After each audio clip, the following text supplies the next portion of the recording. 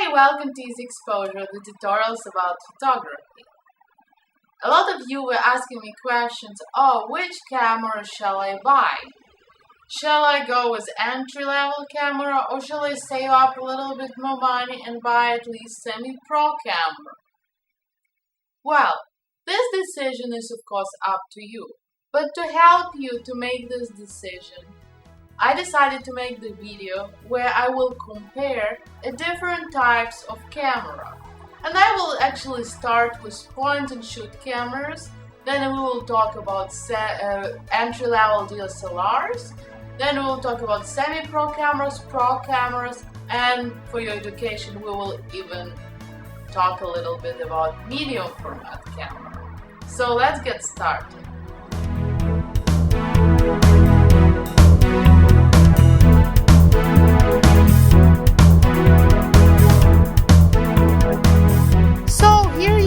Different types of digital cameras, and those are point and shoot cameras, entry-level DSLR, semi-pro DSLR, professional DSLR, and medium format digital bags.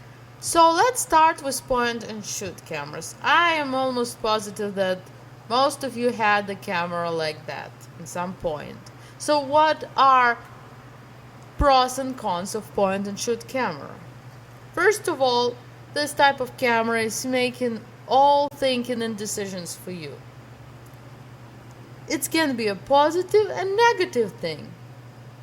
It's positive because it's easy to use and you don't have to think, you just click the button and you have a picture. The negative thing is that the decision which camera make might not get you the picture you want. Also, the main positive thing about point and shoot cameras is the size and the weight.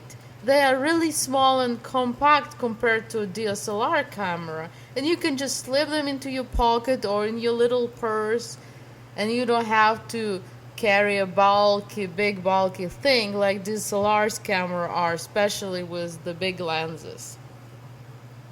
Also, with point and shoot, you usually get a massive depth of field, which means that you will get the whole scene in focus. This is due to a small sensor and also the apertures usually point and shoot have. It can be positive, but it can be also negative. For example, if you want to separate the subject from the background and you want to have a shallow depth of field, it's hard to impossible to achieve with point and shoot camera. Of course, the price of point and shoot is more attractive than the price of DSLR. They're of course much cheaper. Of course, the negative things about point and shoot is that the point and shoots have usually limited controls over the camera settings. Of course, some of point and shoots already have different modes like aperture priority, shutter speed priority, and even manual modes where you can create where you can set the aperture and shutter speed. But still, those all controls are much more limited than they are in DSLR cameras. And of course, the image quality is no match to a DSLR. Even point-and-shoot cameras with a lot of megapixels will not give you the same quality of the pictures you get with a DSLR, even with less pixels. And this is because DSLR has a bigger sensor size and point-and-shoot has a much smaller sensor size. And this influences the picture quality, of course. And as I already said, it is hard to achieve a shallow depth of field with point and shoot camera. Also, the main disadvantage of point and shoot, you can't use different lenses with those cameras. You can't change the lenses, and also you can't use the external flash with these type of cameras. Well, except some of the new cameras which are called advanced point and shoot cameras, which actually have interchangeable lenses.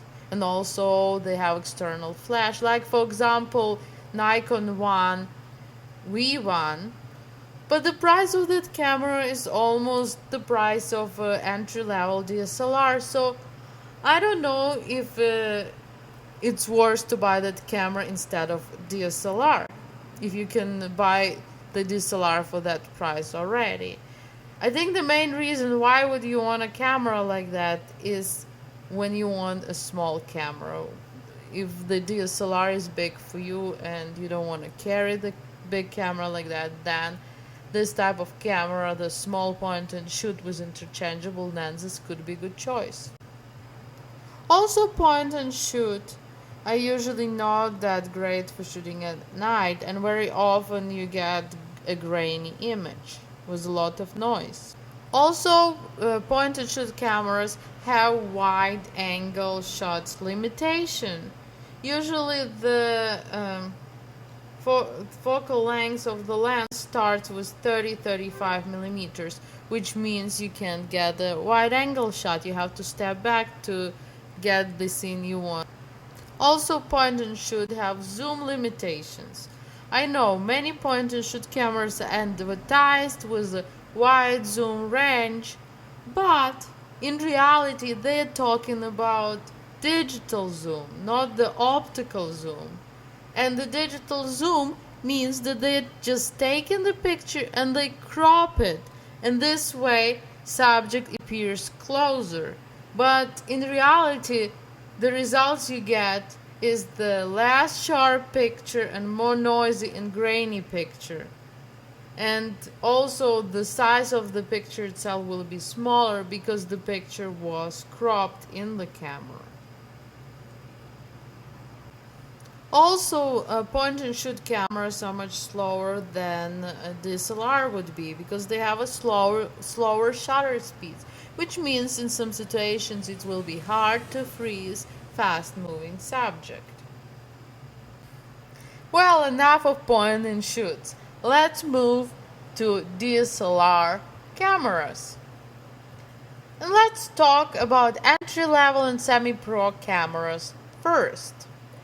And those are the ones from Nikon and Canon at the present moment. Well, maybe if you would watch this video later than it was recorded, maybe they will come up with new cameras, but those are the cameras they have now. So let's compare the two types. First of all, both of them have DX, which is cropped sensor. Well, it is cropped compared to the full-size sensor cameras, but it is much bigger than the one point-and-shoot cameras have.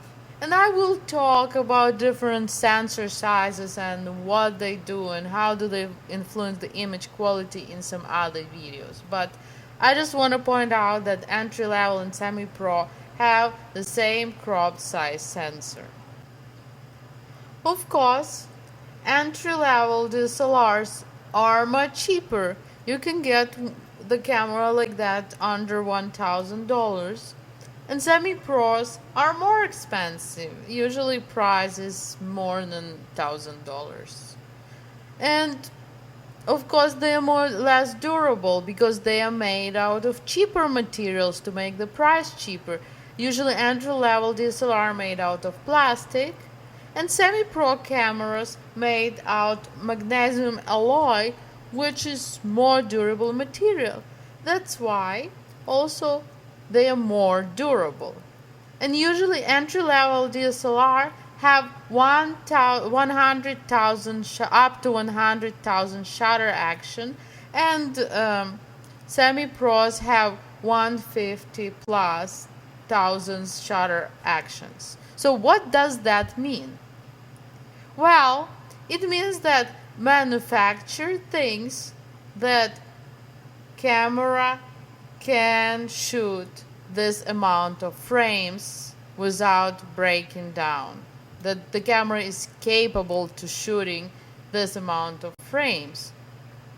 So you think that maybe you think that the camera will shoot this amount of frames and then die immediately. No, this is not true. This is just the manufacturer assumption that they're kind of like they warranty that this how many frames camera is capable to shoot. But usually cameras, if they're well taken care of, can shoot more than that.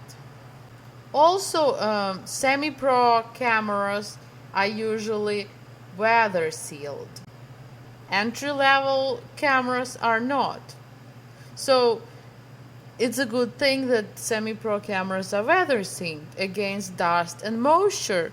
So it means that you can take them out in different difficult shooting conditions, like maybe in the rain. Well, I wouldn't probably put my camera under the pouring rain because I love it too much, but I don't think anything happens to my camera if it gets some few water drops, and because it's water sealed, the water will not get inside the camera and will not damage it.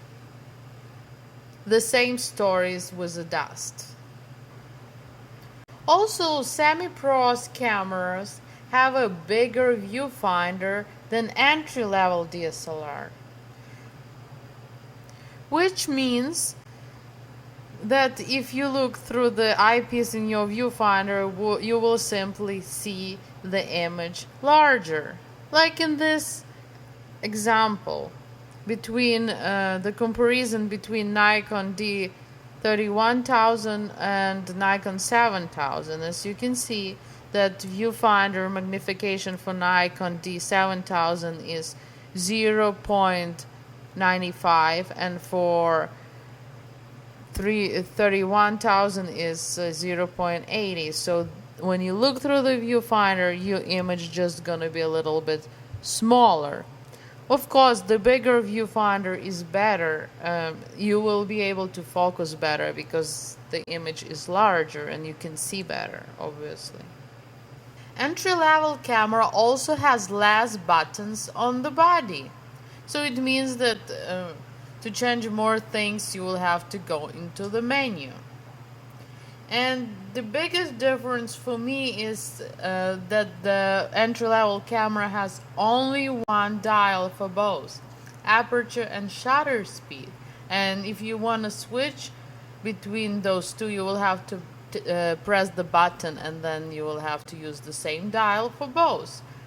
The advantage of semi-pro camera is that they have two different dials for aperture and for shutter speed, which I think makes the whole process much quicker, especially when you are using manual mode. So it lets you change your exposure, your shutter speed, and your aperture with two dials. So I think it's much more faster and convenient. Also, entry-level cameras doesn't have a top LCD screen as semi-pro cameras have, which can be very useful. For example, I use my top LCD screen all the time to check my all settings, like for example aperture, shutter speed, how many frames do I have left, which format I'm shooting in, which focus do I have. I usually use LCD screen for that. Of course, you can be without it, but it's just a convenience you have in semi-pro cameras compared to the entry-level cameras. Also, LCD screen helps you to top LCD screen helps you to even save the life of your battery, because when you're turning your back LCD screen, your bright back LCD screen, it eats up more of your battery than when you just look at your top LCD screen. And talking about battery life, of course, entry-level cameras have a shorter battery life than semi-pro cameras. Also, entry-level cameras usually don't have a built-in autofocus motor inside them. So this means that all the lenses which have no autofocus motor inside them won't autofocus on those type of cameras. You can still use those lenses with your entry-level camera, but you will not be able to autofocus. You will have to use a manual focus. But luckily there is plenty of lenses which have autofocus motor inside them, so this is not a big problem. Well, let's finally talk about a few advantages of entry-level camera against semi-pro camera. It is smaller and lighter than semi-pro camera. First of all, because it has less controls on the body, and also it's made out of lighter material. The plastic is usually lighter than the heavier materials the semi-pro cameras are made of. And of course, the price. The entry-level cameras are much cheaper, as I already mentioned. And now, finally, let's talk about professional cameras, professional DSLR cameras. And this is the list of main players on today's market from Nikon and Canon. Of course, those have their pros and cons too. I think the main difference between pro cameras and semi-pro and entry-level cameras is the size of sensor.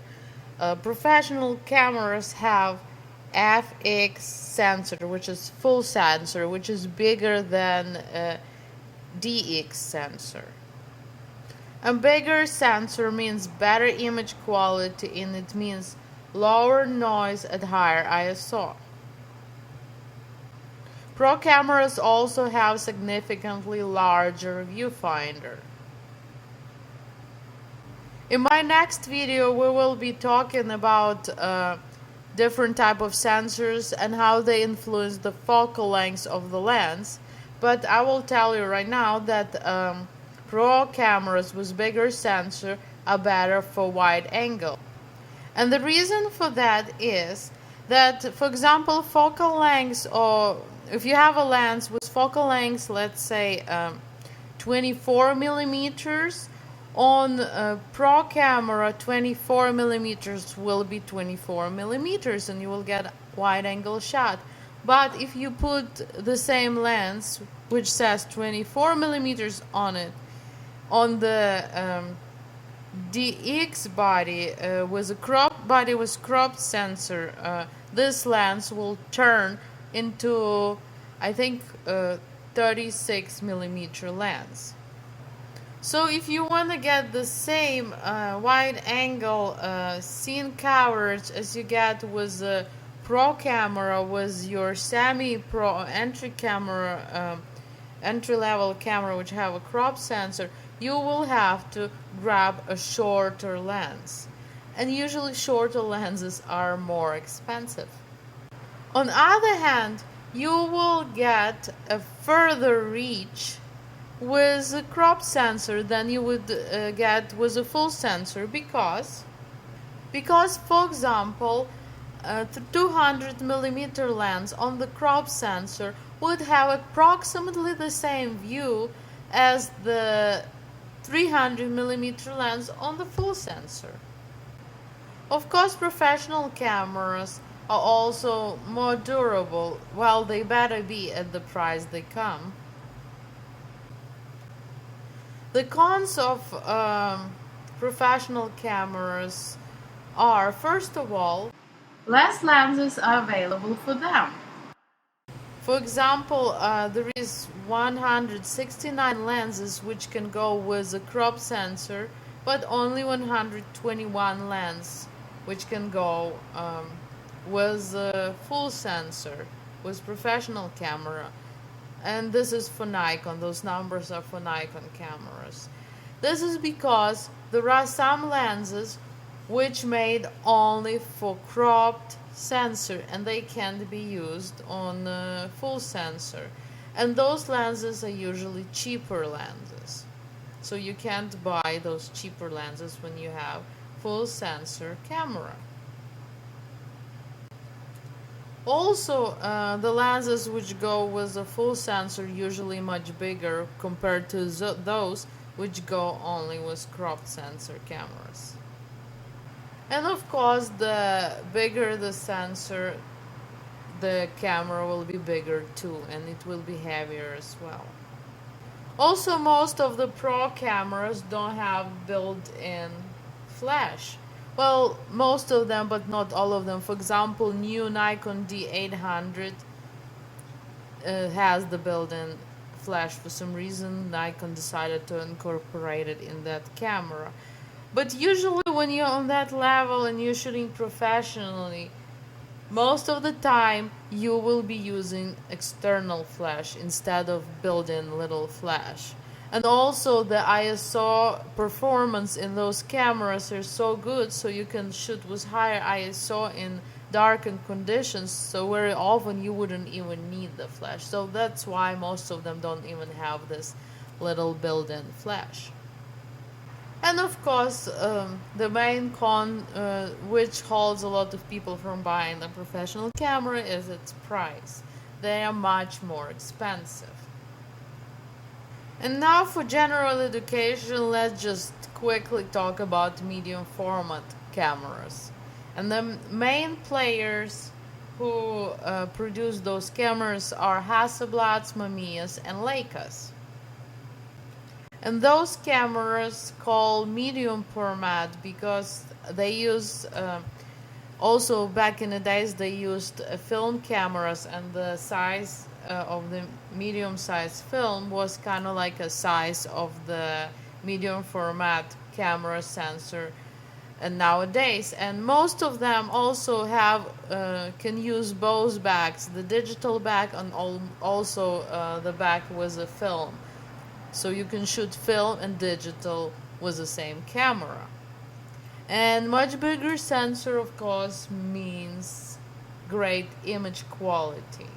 And you can see the small details very sharp. When you enlarge your image and you crop your image, you can really get a small details sharp.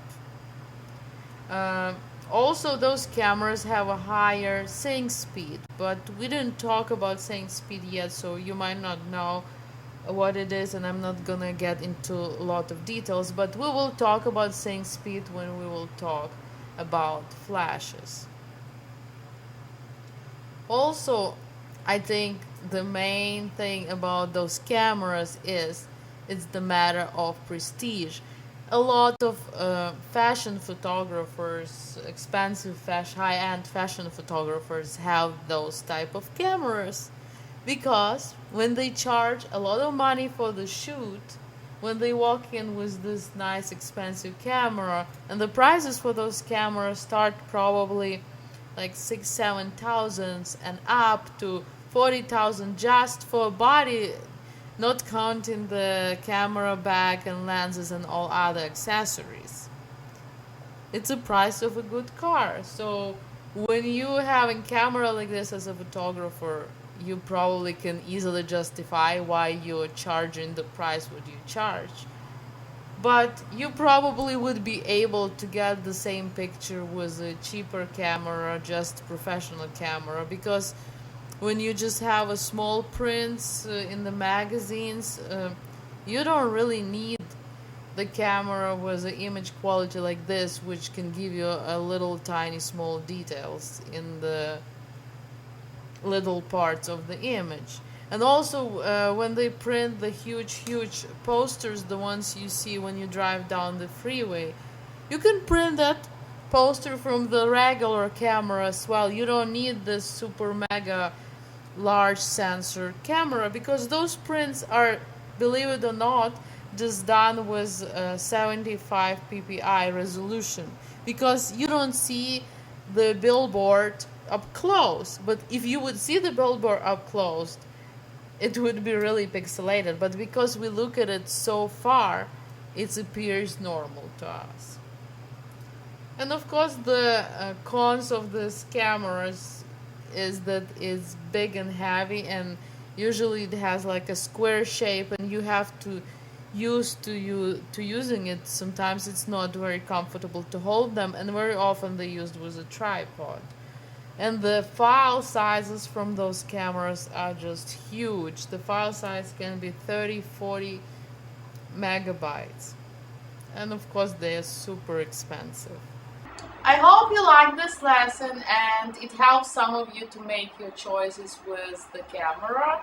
And in my other videos, I will try to to create the lesson about different type of sensors, about crop sensor and about the full sensor, and what is the exact difference between those two sensors and how it influences your image quality and how it influences your lens choices. So I see you next time. Bye bye, and hope to see you on my forums. Bye bye.